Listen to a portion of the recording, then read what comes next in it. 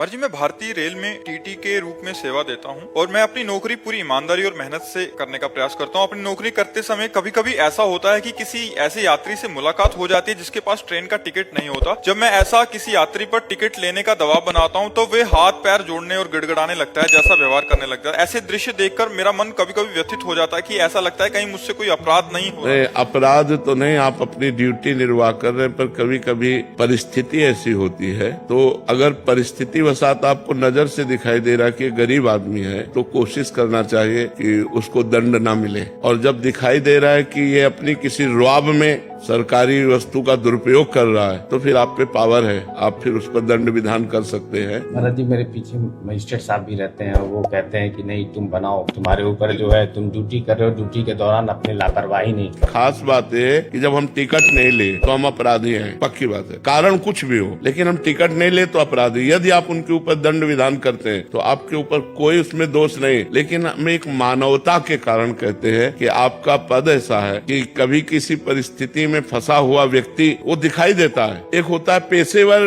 बेईमानी करने वाला आदमी और एक होता है अचानक गलती हो जाने में। कई कारणों से, ऐसे कई कारणों में अगर कोई फंस रहा है और आपके ऊपर ऑफिसर है, दबाव पड़ रहा है, तो आप अपनी जेब से लगा दीजिए कि 100 रुपया 500 रुपया मैं लगा देता हूँ, आगे से कभी चूक मत करना। तो मतलब इससे भगवान की कृपा प्राप्त होगी आपको।